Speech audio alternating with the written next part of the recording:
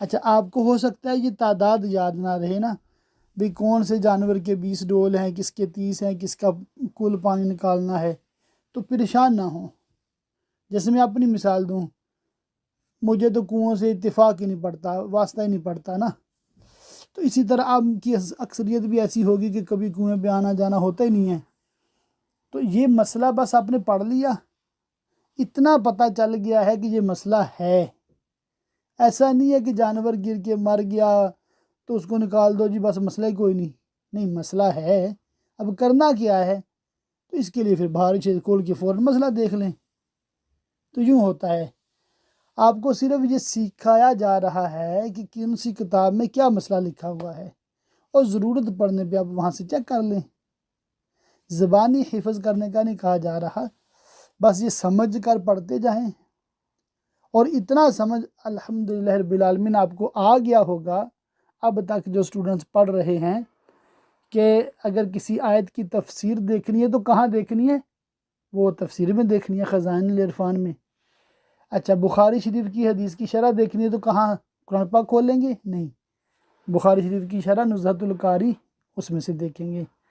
اب کوئی نماز روزے کا مسئلہ بن گیا ہے تو کیا کریں گے؟ قرآن پاک کھولیں گے؟ نہیں۔ حدیث کی کتاب کھولیں گے؟ نہیں۔ فقہ کی کتاب کھولیں گے، کون سی؟ یاد ہے نام اس کا؟ بہار شریعت، جی ہاں بالکل، بہار شریعت کھولیں گے۔ اب تصوف کے بارے میں جاننا ہے، قلب کے امراض کے بارے میں جاننا ہے، جو باطنی ہے، ہارٹ اسپیشلسٹ کی بات نہیں کر رہا، تو وہ آپ احیاء العلوم کھولیں گے۔ اب پیارے آقا صلی اللہ تعالی علیہ وآلہ وسلم کی پاک سیرت کے حوالے سے کوئی واقعہ، کوئی بات، کوئی غزوے کے بارے میں کوئی بات آپ کے ذہن میں ہے، وہ چاہتے ہیں کہ اس کے بارے میں مزید ڈیٹیل آپ دیکھیں، تو کیا کریں گے؟ سیرت مصطفیٰ صلی اللہ تعالی علیہ وآلہ وسلم کتاب پڑھیں گے۔ اچھا اگر آپ کو زیادہ معلومات چاہیے تو کیا کریں گے؟ یہ بھی تو سوال ہے نا۔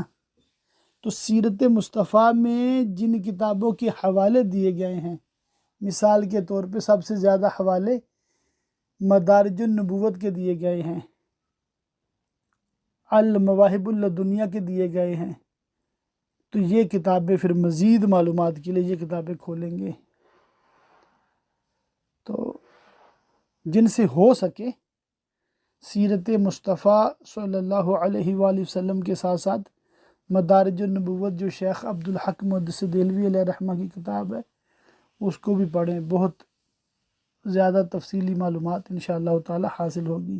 مگر وہ ہے کہ اسپیشلائز کرنا ہے سیرت میں۔ یہ کتاب ہماری الحمدللہ عالم بنانے والی کتاب ہے، اور ماشاءاللہ بہترین اس میں معلومات ہے۔ تو کہنے کا مقصود یہ تھا کہ کنویں کے بیان کے ضمن میں نے آپ کو کچھ مدنی پھول کہہ سکتے ہیں اور کچھ معروضات پیش کیے ہیں، امید ہے انشاءاللہ تعالی فائدے سے خالی نہیں ہوں گے۔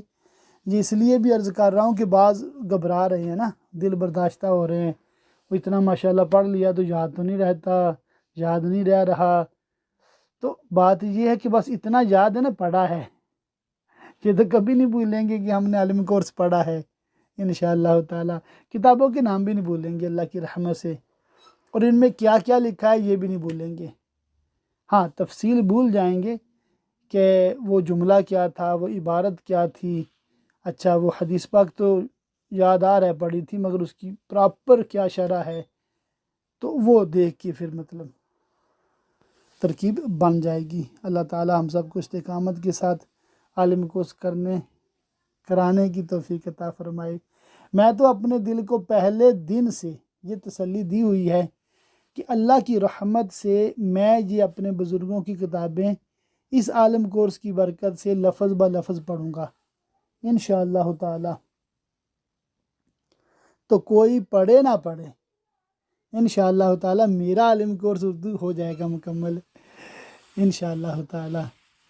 مگر ظاہر سی بات ہے، میری تمنا ہے، آرزو ہے، اب آج جمعرات کی رات ہے تو دعا بھی ہے کہ آپ سب عالمہ کورس مکمل کریں، اور آپ کے ساتھ میں بھی کروں۔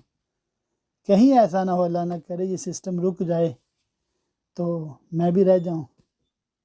بس اللہ تعالی ہمیں زوال نعمت سے محفوظ کرے اور ایسی مصروفیت سے بھی باز رکھے کہ ہمارا یہ عالم کورس ڈسٹرب ہو۔ اللہ پاک ہم سب کو دنیا اور آخرت کی بلائیاں دے، آمین۔